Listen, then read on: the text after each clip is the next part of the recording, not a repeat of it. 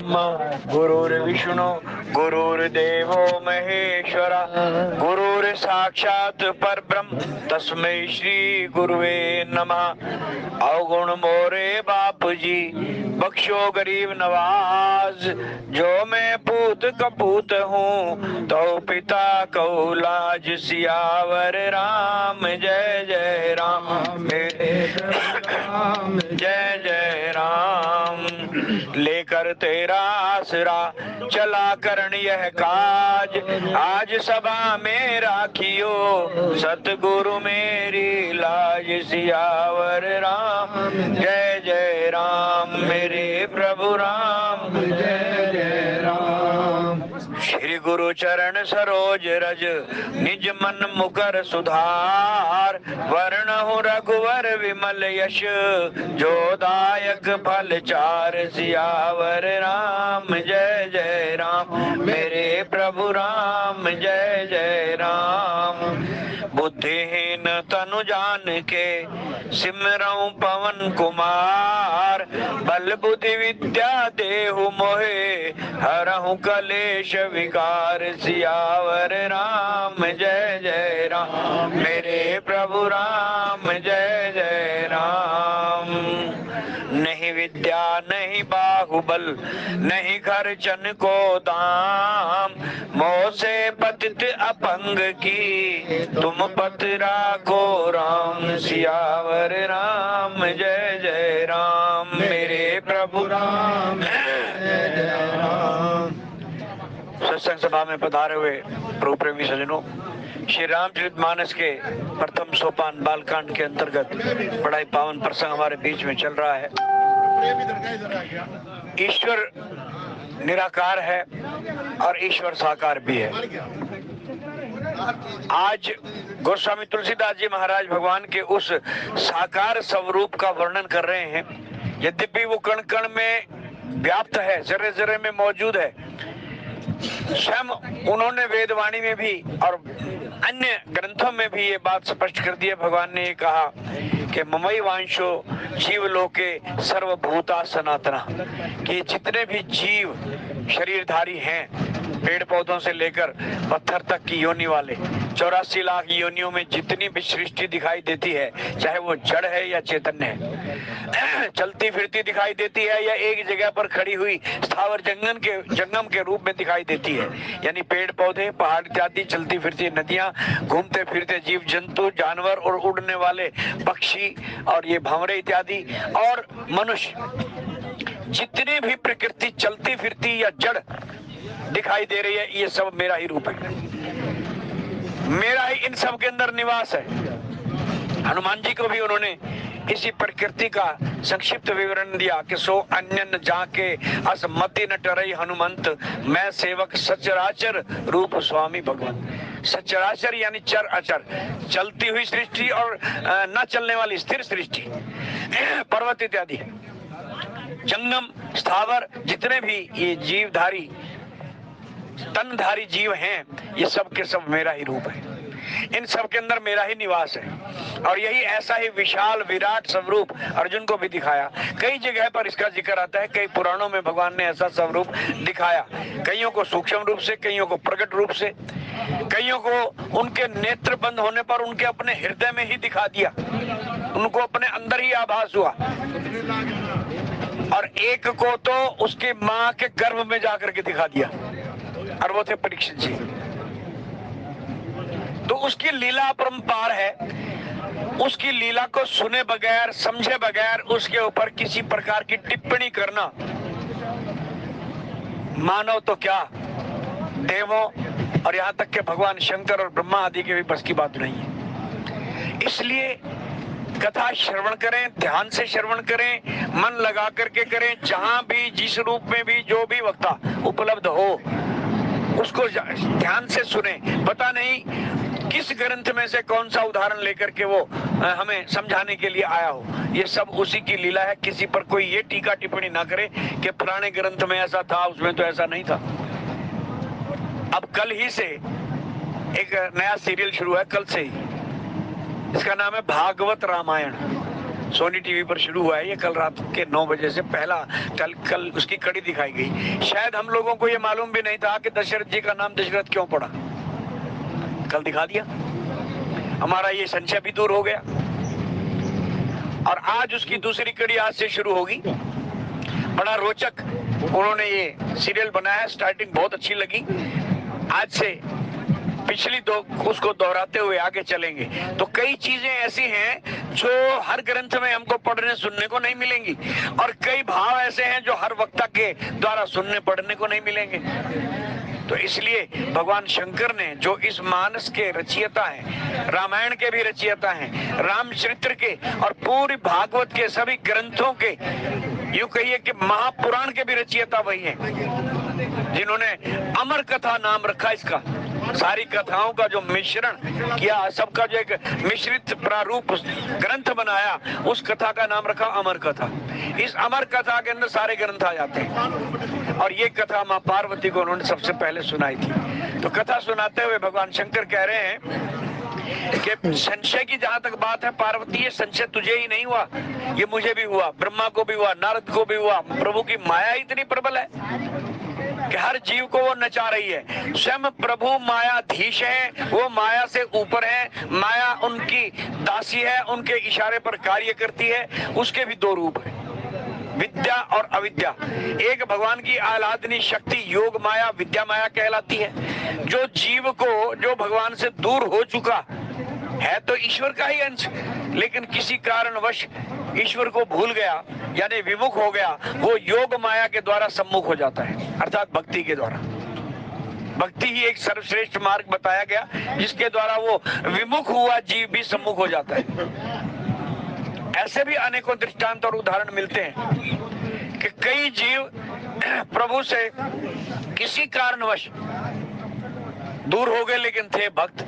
लेकिन जैसा कि भगवान श्री कृष्ण कहते हैं कि अर्जुन, मेरे भक्त का कभी पतन नहीं होता, किसी भी योनि में चला जाए उसको पूर्व जन्मों की याद रहती है, और उसके किए हुए शुभ कर्म, भक्ति और संस्कार साथ चलते हैं। जैसे इंद्रद्युम्न नाम का वो राजा जो अगले जन्म में हाथी बना। आप इस कथा को एक बार नहीं अनेकों बार सुन चुके होंगे, गज उद्धार कथा। ये हर पुराण में आती है लगभग, जिसमें उस हाथी को ग्रह ने पकड़ लिया और फिर भगवान ने उस ग्रह को मार करके हाथी का पैर छुड़वाया और उसका उद्धार किया। ये कथा बहुत प्रचलित है। अब जोनी हाथी की, लेकिन संस्कार पिछले। इससे बड़ा ज्वलंत उदाहरण और क्या होगा कि मनुष्य शरीर में ही नहीं, मनुष्य शरीर में किए हुए कर्म अन्य शरीरों में भी जब ये जीव यात्रा करता है तुम्हारे साथ चलते हैं। इसलिए किसी भी प्रकार की कोई टीका टिप्पणी करना उचित नहीं है। आज के इस कलयुग में भी अनेकों ऐसे दृश्य देखने को मिलते हैं तो देख करके हैरानी होती है कि हमने एक दृश्य तो अपने आंखों से भी देखा। वृंदावन में जाकर के एक मंदिर के अंदर, राधा कृष्ण मंदिर में, आरती के ठीक समय छत पर बैठ करके एक बहुत बड़ा घंटा वहां लगा हुआ है और उसकी डोरी को पकड़ करके आरती जैसे जैसे चलती है वो वानर खींचता है आरती के समय। बाकी लोग बाकी वाद्य यंत्र बजाते हैं, शंख बजाते हैं, ढोल मंजीरे बजाते हैं, और लेकिन वो घंटा बजाता है ऐसे खींच के। बड़ा भारी टल है वो, टल्ली भी नहीं टल है। आम आदमी तो शायद खींच ही ना पाए, लेकिन वो छत पर बैठ करके तब तक बजाता रहेगा जब तक आरती होती रहेगी। हमने करोल बाग में भी एक नजारा देखा है ऐसे। बहुत से आप लोगों के पास भी ऐसे आते होंगे दृष्टांत। आजकल तो व्हाट्सएप का जमाना है, बहुत से आ जाते हैं। एक घोड़ा गुजरात के मंदिर में नित्य प्रति जाकर के माथा टेकता है, वो भी हमारे पास व्हाट्सएप आया है। और व्हाट्सएप को भी छोड़िए, एक सत्य कथा है दशरथ के कनक भवन की, जहाँ जो माता कैकेयी का था, बाद में सीता जी को अर्पित किया गया, भेंट दिया गया। वहां पर एक कनक भवन के अंदर एक घोड़ी है, अब तो नहीं रही, लेकिन इन्हीं कुछ सालों पहले की ही बात है, कलयुग की। वो घोड़ी विशेष तौर पर प्रशिक्षित थी, और जब जब रामनवमी का अवसर आता था तो उसको बाहर निकाला जाता था और शोभा यात्रा की शोभा बढ़ाती थी वो, और विशेषकर राम जी के रथ में जोड़ी जाती थी। ऐसा कई सालों तक चलता रहा। कालांतर में वो घोड़ी बूढ़ी हो गई। अब उन्होंने कहा कि ये घोड़ी बूढ़ी हो गई है, इसको यहाँ से जो है हटा करके, अयोध्या से निकाल कर, कनक भवन से निकाल कर दूसरे शहर का नाम एक बताया कि वहां भेज दिया जाए। और ये बात घोड़ी के कानों में भी पड़ गई। देखो जोनी घोड़ी की है और बुद्धि कितनी विकसित है। जब उसको पता लगा तो उसी दिन से उसने खाना पीना अन्न जल ग्रहण करना छोड़ दिया, बेहोश सी रहने लगी। और एक दिन वो अभी आ गया कि जब उसको भेजा जाना था, तिथि फिक्स थी और उसका जो है मालगाड़ी के एक डिब्बे के अंदर रिजर्वेशन भी करवा दिया गया कि इस डिब्बे में हो जाएगी। पता नहीं शायद कानपुर जाना था या कहाँ भेजना था उसको। ऐसा वृतांत, ये सच्ची घटना है। जैसे ही उसको वहां स्टेशन पर लेकर के गए, जबरदस्ती, जा नहीं रही थी, आंखों में आंसू थे, और उस डिब्बे के अंदर बिठाया गया, जाते ही लेट गई, मानो बेहोश हो गई। अब इंजन को हरी झंडी दिखाई जा रही है, इंजन का ड्राइवर चलाने की कोशिश कर रहा है, लेकिन गाड़ी हिलनी नहीं। ये चमत्कार हुआ। कई घंटे बीत गए, बड़े बड़े इंजीनियरों ने जोर लगा लिया।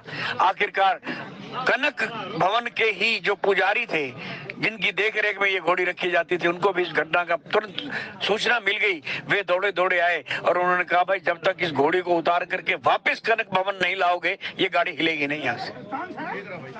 ये जाना ही नहीं चाहती। ऐसा आंखों देखे नजारे हमने देखे, इस तरह के सुने, और भी अनेक उदाहरण हैं। तो ये हमें सिर्फ इस बात का संकेत करते हैं कि हम मनुष्य होकर के, जिसको टॉप ऑफ द क्रिएशन कहा गया, सृष्टि की सरमोर रचना कहा गया, हम मनुष्य होकर के भगवान की सत्ता पर विश्वास नहीं करते। हम उसके ऊपर उंगलियां उठा देते हैं कि ऐसा क्यों हो रहा है, ऐसा कैसे हुआ, ऐसा हो नहीं सकता, वगैरह वगैरह, इस तरह की संशय करते हैं। तो भगवान शंकर कहते हैं कि पार्वती, ये संशय केवल तुझे ही नहीं हुआ, ये मुझे भी हुआ, ब्रह्मा जी को भी हुआ, एक बार तो हनुमान जी को भी हो गया, और नारद जी को तो हुआ ही हुआ। उनको तो उन्होंने मंत्र का मुखौटा बना लगा करके खूब नचाया। बड़े बड़े ऋषि मुनि, ज्ञानी, ध्यानी, पीर, पैगंबर, अवतार भी इसकी माया से बच नहीं सके। तो पार्वती ने कहा, ये दूर कैसे होगी, इससे बचने का कोई तरीका भी तो होगा। जब कोई नहीं बच सकता तो कोई तो बचता होगा, तरीका भी तो कोई होगा। बोले हाँ है। बोले क्या? कहने लगे, सबसे पहला तरीका यही है कि बिन सत्संग न हरि कथा। क्यों? बोले बिन सत्संग विवेक ना हुई। जब तक मनुष्य योनि में आकर के इस जीव आत्मा का विवेक जागृत नहीं होगा, विवेक बुद्धि की वो निर्णायक शक्ति है जो ये फैसला करती है कि हमें क्या करना चाहिए, क्या नहीं करना चाहिए, और मैं कौन हूँ, कहाँ से आया हूँ, मेरा कौन है, इस चीज का जब तक ज्ञान नहीं हो जाता, तब तक व्यक्ति मनुष्य शरीर में होते हुए भी, मनुष्य होते हुए भी जड़वत है, क्योंकि बुद्धि विकसित नहीं है। और ये बुद्धि जब विकसित हो जाए तो चाहे वो जानवर की योनि में ही क्यों ना हो, उसको ईश्वरीय आभास हो जाता है कि कण कण में उसी की सत्ता है और मैं उसका हूं, वो मेरा है। बस ये मोह जब तक दूर नहीं हो जाता, तब तक राम के चरणों में प्रेम नहीं होता। तो भगवान शंकर कह रहे हैं कि ये माया तभी छोड़ेगी जब जीव का राम के चरणों में अनुराग हो जाएगा, राम के चरणों से प्रेम हो जाएगा, ईश्वर के चरणों में उसका मन निरंतर लग जाएगा। सोते जागते, खाते पीते, उठते बैठते, निरंतर मन में सिमरन चलता रहेगा, हाथ पैरों से काम होते रहेंगे। दिल बा यार वो दस्त बकार, हाथ कामों में रहेंगे, दिल यार में लगा रहेगा। ऐसी अवस्था जब हो जाएगी, राम के चरणों से अनुराग हो जाएगा, तब ये माया हटेगी और फिर उसको किसी प्रकार का संशय नहीं रहेगा। तो उसका तरीका उन्होंने बताया उत्तरकांड के दोहे में कि बिन सत्संग न हरि कथा। कहने जब तक जीव सत्संग से नहीं जुड़ेगा, सत्संग से जुड़ना यानी सच्चे संतों द्वारा लिखी हुई धार्मिक किताबें पढ़ना, ये सत्संग है। चार आदमी बैठ करके हरि की चर्चा सुने और सुनावे, ये सत्संग है। कहीं बहुत बड़ा पंडाल या गुरुद्वारा या आश्रम या कोई धार्मिक स्थल या मंदिर, वहां भगवत चर्चाएं हो रही हैं, उनको बैठ करके ध्यान से सुने, ये सत्संग है। कई प्रारूप है इस सत्संग के, और तो और दो आदमी चलते चलते राम की बात कर रहे हैं, ईश्वर की बात कर रहे हैं, ये भी सत्संग है। और अगर साथ में कोई नहीं है तो अकेला राम के नाम का सिमरन करता जा रहा है, तो ये भी सत्संग है। सत्संग के कितने रूप हैं। रसोई में खड़ी हुई माताएं बहनें भोजन बना रही हैं, तो वो कोई धार्मिक कैसेट लगा करके, भगवान का भजन लगा करके या शब्द लगा करके या जो है गुरबानी का जाप सुन रही हैं और रसोई तैयार कर रही हैं, और तो लंगर बना रही हैं, वो खाना नहीं बना रही बल्कि प्रसाद बना रही हैं, वो भी सत्संग है। सत्संग से जुड़ गई वो अकेली। और चलता फिरता व्यक्ति अकेला कहीं भी जा रहा है, मन में राम का नाम सिमरन करता जा रहा है, ये भी सत्संग। सत्संग का तात्पर्य ये नहीं कि केवल जहाँ बहुत सा इकट्ठ हो, हजारों आदमी इकट्ठे हो और वहां प्रवचन हो रहे हैं तो उसको सत्संग कहते हैं ना। सत्संग अकेला आदमी भी कर रहा है, जो नाम का नाम या वाहिगुरु का जाप निरंतर करता चला जा रहा है और अपनी मन की सूरत को, जोत को, मन को उस नाम के साथ जोड़ दिया, चलता भी जा रहा है, कार्य भी करता जा रहा है, इधर उधर देख भी रहा है, लेकिन मन जुड़ा हुआ है, तो ये भी सत्संग है। तो बिन सत्संग ना हरि कथा, जब तक सत्संग से जीव नहीं जुड़ेगा तब तक उसको भगवान के गुणगान, उसकी कथाएं सुनने को नहीं मिलेगी। और जब तक सुनेगा नहीं, उस पर विचार नहीं करेगा, देह बिन मोह न भात, बिना विचार किए, बिना कथा सुने, बिना भगवान को जाने, ये मोह रूपी रावण मरेगा नहीं। मानसकार ने, गोस्वामी तुलसीदास जी महाराज ने रावण को मोह कहा है, राम जी ज्ञान है। तो ज्ञान जब तक प्रचंड अवस्था में हमारे अंदर प्रज्वलित ना हो, अर्थात विवेक का रूप धारण ना करे, तब तक ये मोह रूपी रावण मर नहीं सकता। और मोह गए बिन राम पद होई न चरण अनुराग, जब तक ये रावण मरेगा नहीं तब तक हमारा अनुराग, हमारा प्रेम राम के चरणों से हो नहीं सकता। यही हमारी एक मंजिल है कि जब तक जीव का राम के चरणों से सच्चा प्रेम नहीं हो जाता, तब तक जीव अपने आप को भी नहीं पहचान सकता और माया उसका पीछा नहीं छोड़ सकती और उसके संशय भी दूर नहीं हो। तो इतनी सीरीज जो है, ये कड़ी बताई है भगवान शंकर ने, एक सीरियल है, सीरीज है। शुरुआत सत्संग से होगी, सत्संग अपने आप से शुरू होगा, घर से शुरू होगा, घर के मेंबर से शुरू होगा। कहीं भी बैठो, ध्यान से सुनो, क्रिटिसाइज मत करो, उसमें नुक्ताचीनी ना छांटो, बल्कि सुनो। और एक बात अगर एक से सुन ली, वही प्रसंग अगर किसी दूसरी जगह दूसरे से सुनना पड़ा तो उसका भी आनंद लो, क्योंकि भगवान की अनंत लीलाएं हैं। हरि अनंत, हरि कथा अनंता, कहीं सुनाई बहुविधि सब संता। 100 करोड़ी रामायण का जिक्र तो स्वयं भगवान शंकर कर रहे हैं।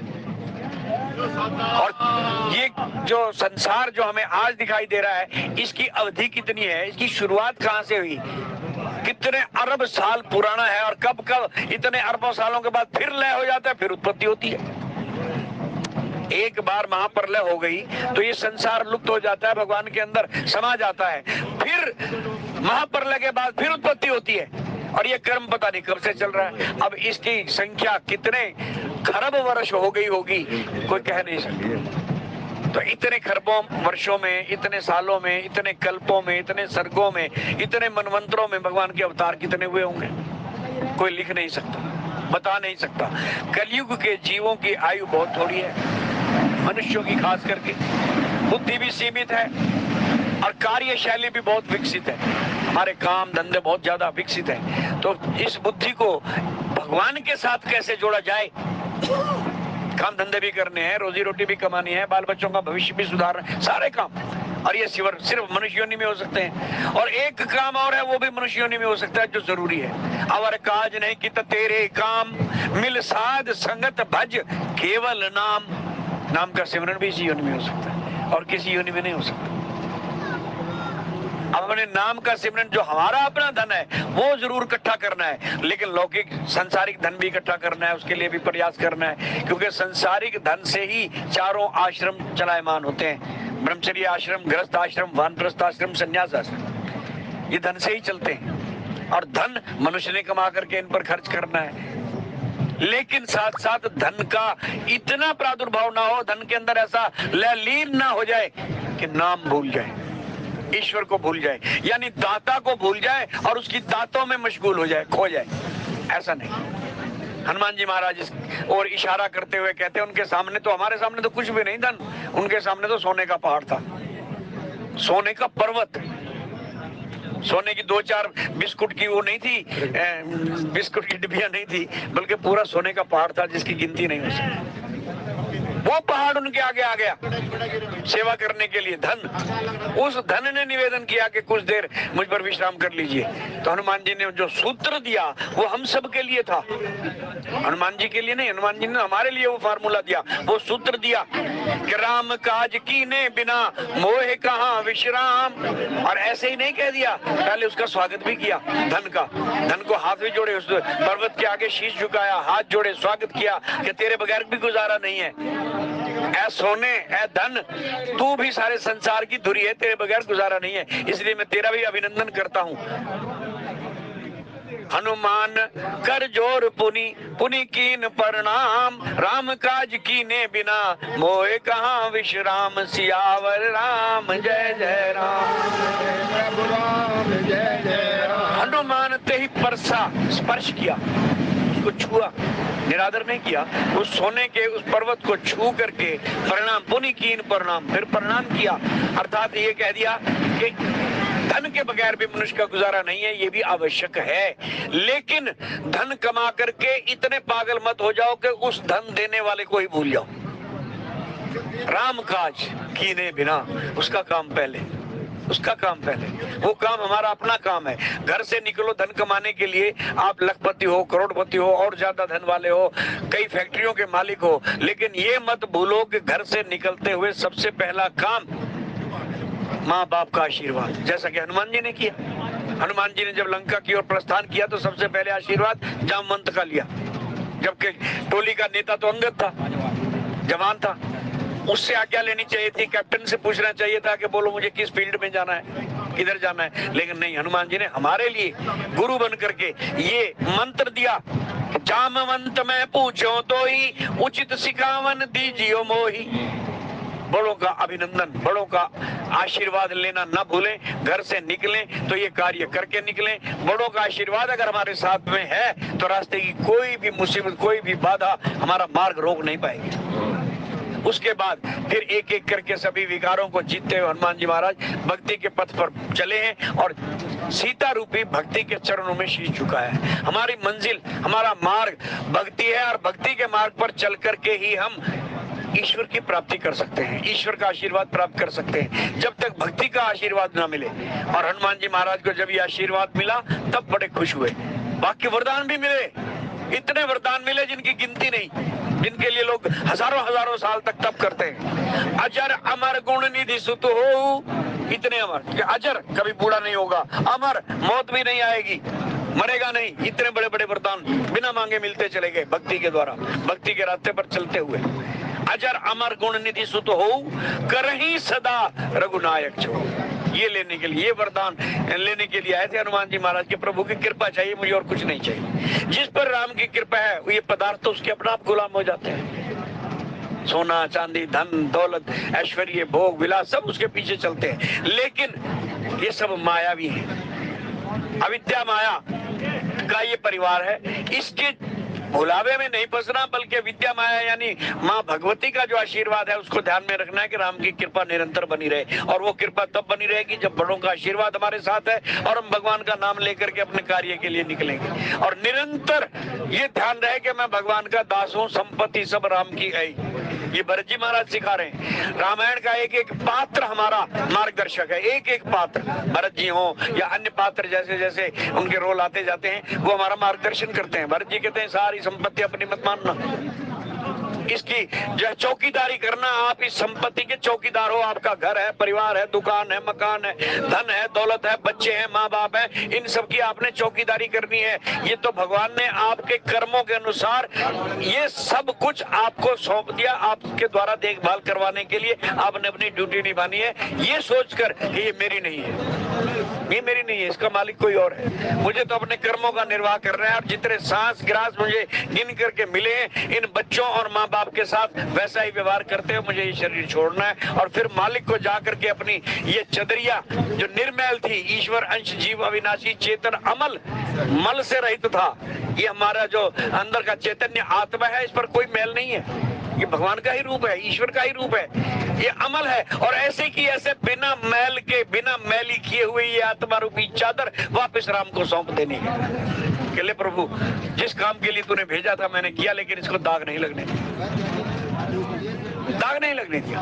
अर्थात काम, क्रोध, लोभ, मोह, अहंकार, इन सब विकारों के बीच में रहते हुए इनके मोह में नहीं फंसना, आसक्ति नहीं करनी, राम का नाम लेते हुए सारे कार्य व्यवहार करते हुए आगे बढ़ना है। ये करके दिखाने के लिए हमें संतों महात्माओं के द्वारा समझाया गया, धार्मिक पुस्तकों के द्वारा पढ़ाया गया, लेकिन फिर भी पूरी बात समझ में नहीं आवे तो फिर मास्टर को क्लास लेनी पड़ती है और क्लास में प्रैक्टिकल करके दिखाने पड़ते हैं। आज वही कुल मालिक मास्टर राम का रूप धारण करके, राम का नाम रखवा करके धरा धाम पर सारी लीलाएं कर रहा है।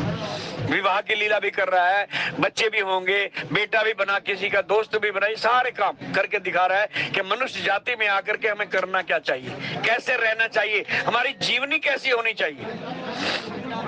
जब ये दोनों भाई पंडाल के अंदर प्रस्तुत हुए, उस पंडाल में जहां धनुष यज्ञ होने वाला है, धनुष रखा हुआ है। अंदर एंट्री जैसे ही हुई तो सारे लोग जितने पहले से वहां मौजूद थे, सबकी नजरें उधर चली गई, राम जी और लक्ष्मण जी की ओर। सबकी नजरें उधर चली गई और उनकी तरफ नजरें जाते ही हालत क्या हो गई, श्री राम जय जय राम। पलकों ने झपकना बंद कर दिया, आंखों की पुतलियों ने इधर उधर फिरना बंद कर दिया। एक टक